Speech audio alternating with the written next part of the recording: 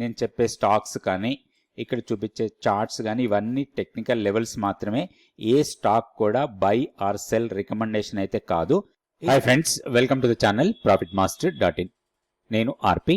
ఈరోజు 3rd June 2025. ఈరోజు Nifty బాగా నష్టాల్లో క్లోజ్ అయింది. సో నిఫ్టీ 174 పాయింట్స్ మైనస్లో క్లోజ్ అయింది. సెన్సెక్స్ వచ్చి 636 పాయింట్స్ మైనస్లో క్లోజ్ అయింది. ఈరోజు సెన్సెక్స్లో వీక్లీ ఆప్షన్ ఎక్స్పైరీ ఆ మూమెంట్ చాలా కనిపించింది మార్కెట్లో. ఇంట్రాడేలో హై వాలటైల్ ఉండింది. సో ఒక దశలో పాజిటివ్కి వెళ్ళాం, తర్వాత మళ్ళీ ఓపెనింగ్ అయిన తర్వాత నెగిటివ్కి వెళ్ళి పాజిటివ్కి వెళ్ళి మళ్ళీ నెగిటివ్లో క్లోజ్ చేయడం జరిగింది. సో ఇప్పుడు మనకి 25,542 దగ్గర క్లోజ్ అయింది. మనం టెక్నికల్ లెవెల్స్ చూద్దాం. దానికన్నా ముందుగా నిఫ్టీలో సెక్టోరియల్ ఇండస్ట్రీస్ చూస్తే most of the sectorial industries నెగిటివ్లోనే క్లోజ్ అయ్యాయి.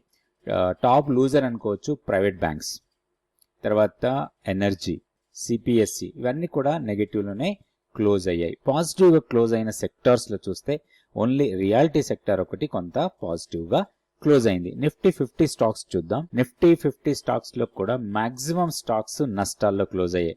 దాదాపుగా 43 స్టాక్స్ నష్టాల్లో ఉంటే ఓన్లీ 7 స్టాక్స్ మాత్రమే పాజిటివ్గా క్లోజ్ అయ్యాయి. పాజిటివ్గా క్లోజ్ అయిన వాటిలో గ్రాసిమ్, తర్వాత Shriram finance, M&M, Bajaj auto, Cipla, Hindalco, doctor Reddy, ఇవి మాత్రం పాజిటివ్గా ఉంటే మిగిలిన స్టాక్స్ అన్నీ కూడా నెగిటివ్. టాప్ లూజర్ అనుకోవచ్చు అదానీ పోర్ట్స్, తర్వాత Adani enterprises, Bajaj Finserv, coal India, power grid, Bajaj finance, SBI life, ఇవన్నీ కూడా నెగిటివ్గా క్లోజ్ అయిన స్టాక్స్. టెక్నికల్గా లెవెల్స్ చూద్దాం. ఇది Nifty daily candle stick chart. మనం నిన్న అనుకున్న లెవెల్సే, పెద్దగా మార్పులు ఏం లేవు. కాకపోతే ఒకటి, మనం నిన్న అనుకున్న రెసిస్టెన్స్ లెవెల్ ఏదైతే 24,835, 24,800 అనుకున్నామో ఆ లెవెల్స్ టెస్ట్ చేసినాక అక్కడి నుంచి ఫాల్ అయింది ఈరోజు. అండ్ డౌన్ సైడ్లో ఒకటి చాలా ఇంపార్టెంట్ క్రూషియల్ లెవెల్ మన కీ లెవెల్. సో కీ లెవెల్ని బ్రేక్ చేసి దానికన్నా కింద ఈరోజు క్లోజ్ అయింది. అయితే రేపు మనకి కన్ఫర్మేషన్. ఫస్ట్ 1 అవర్ 24,590 కన్నా కింద ఉంటే మాత్రం 24,300ని టెస్ట్ చేయడానికి చాలా అవకాశాలు ఉన్నాయి. సో ఇన్ కేస్ అది కూడా బ్రేక్ అయితే మాత్రం నెక్స్ట్ 24,045 వరకు రావడానికి ఎక్కువ అవకాశం ఉంది. ఎందుకంటే షార్టింగ్ ఎక్కువగా జరగచ్చు ఇన్ కేస్ ఈ లెవెల్ని బ్రీచ్ చేసింది. కాబట్టి అది రేపు కూడా కంటిన్యూస్గా డౌన్ సైడ్ ఉంటే మాత్రం అది కన్ఫర్మేషన్ కింద తీసుకోవచ్చు, మన కీ లెవెల్ని డౌన్ సైడ్ బ్రేక్ చేసినట్టు. సో దాంట్లో మనం ఒక షార్ట్ ఎంట్రీస్ కోసం ప్లాన్ చేసుకోవచ్చు. హైయర్ లెవెల్లో ఇప్పుడున్న లెవెల్స్ ప్రకారం రెసిస్టెన్స్ వచ్చి 24,715, తర్వాత 24,835, అవి రెండు రెసిస్టెన్స్ లెవెల్స్ లాగా ఉంటాయి నిఫ్టీకి. నెక్స్ట్ మనం బ్యాంక్ నిఫ్టీ లెవెల్స్ చూద్దాం. సో బ్యాంక్ నిఫ్టీ కూడా మనం వేసుకున్న లెవెల్స్ మార్పులు ఏం లేవు. సో నిన్న అనుకున్నాం హైయర్ లెవెల్ని టెస్ట్ చేయొచ్చు అని, ఆల్మోస్ట్ అక్కడే ఒక స్ట్రాంగ్ రెసిస్టెన్స్ ఫేస్ చేసి ఒక బేరిష్ క్యాండిల్ ఫామ్ అయింది. కాకపోతే ఒక్కటి ఇక్కడ ఏంటంటే నిన్న హై కన్నా కంపేర్ చేస్తే ఈరోజు హై ఎక్కువ ఉంది. అంటే హైయర్ లోస్ ఫామ్ అవుతూ ఉన్నాయి. సో బ్యాంక్ నిఫ్టీనే స్ట్రెంగ్త్ ఉంది కంపారిటివ్లీ నిఫ్టీ. నిన్న వీడియోలో కూడా అనుకున్నాం మనం, నిఫ్టీలో మనకి ట్రేడింగ్ పరంగా పెద్ద ఆపర్చునిటీ లేదు, కానీ బ్యాంక్ నిఫ్టీలో మాత్రం స్ట్రెంగ్త్ ఉంది. బై అండ్ డిస్ మోడ్లో ఉండొచ్చు. ఇప్పుడున్న లెవెల్స్ ప్రకారం 55,540 ఇమీడియట్గా సపోర్ట్ లాగా ఉంటుంది. దాన్ని బ్రేక్ చేస్తే 55,045.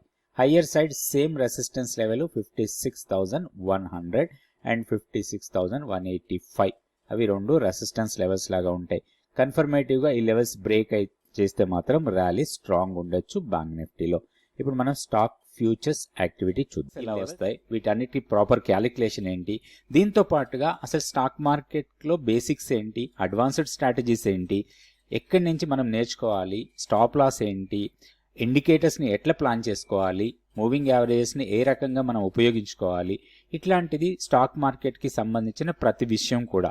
ఫ్యూచర్స్ ఏంటి, ఆప్షన్స్ ఏంటి, ఆప్షన్ క్యాలిక్యులేటర్ ఏంటి, ఆప్షన్ స్ట్రాటజీస్ ఏంటి, ఇవన్నీ కూడా మీరు నేర్చుకోవచ్చు 100 days mentorship programme.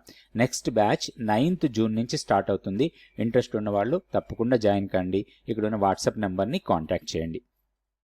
Stock futures యాక్టివిటీలో చూస్తే లాంగ్స్ బిల్డ్ అవుతున్న స్టాక్స్ 49 ఉన్నాయి. షార్ట్స్ బిల్డ్ అవుతున్న స్టాక్స్ 144 ఉంటే, షార్ట్ కవరింగ్లో 10, లాంగ్ అన్వైండింగ్ 21 స్టాక్స్ మనకి F&Oలో కనపడుతున్నాయి ఫ్యూచర్స్లో, స్టాక్ ఫ్యూచర్స్లో. దీంట్లో ఒక 2-3 స్టాక్స్ మనం కొంచెం కాన్సన్ట్రేట్ చేసుకోవచ్చు లాంగ్ ఎంట్రీస్ కోసం. నిన్న వీడియోలో కూడా మనం అనుకున్నాం క్యామ్స్ గురించి. సో ఈరోజు కూడా క్యామ్స్ పెరిగింది, ఓపెన్ ఇంట్రెస్ట్ కూడా బాగా పెరిగింది.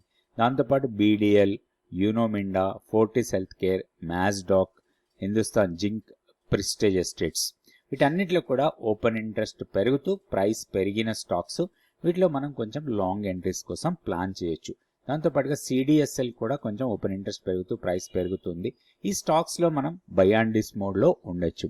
అట్లనే షార్ట్ బిల్డ్ అవుతున్న స్టాక్స్లో టాప్లో ఉంది క్యానెస్. నిన్న కూడా మనం అనుకున్నాం ఓపెన్ ఇంట్రెస్ట్ బాగా పెరిగి ప్రైస్ డౌన్ అయింది, ఫర్దర్గా వీక్నెస్ రావచ్చు. సో ఎస్ బ్యాంక్లో కొంత హైయర్ లెవెల్లో ప్రాఫిట్ బుకింగ్ జరుగుతూ ఉంది. అదేవిధంగా blue star, mankind pharma, RVNL, PPL pharma, ఏరిడా, దాల్మియా భారత్, ఇండియన్ హోటల్ వీటన్నిటిలో కూడా హైయర్ లెవెల్లో సెల్లింగ్ వచ్చింది. సో ఈరోజు ప్రైస్ తగ్గుతూ ఓపెన్ ఇంట్రెస్ట్ పెరుగుతున్న స్టాక్స్. వీటిలో కొంచెం హైయర్ లెవెల్లో సెల్లింగ్ ప్రెజర్ వస్తుంది. మన దగ్గర ఉంటే మనం ప్రాఫిట్స్ కింద కన్వర్ట్ చేసుకోవచ్చు, లేదా షార్ట్ టర్మ్లో ఒక షార్ట్ ఎంట్రీస్ కోసం కూడా టెక్నికల్ లెవెల్స్ పెట్టుకొని ప్లాన్ చేసుకోవచ్చు. Thank you so much for watching this video. Subscribe and share our videos.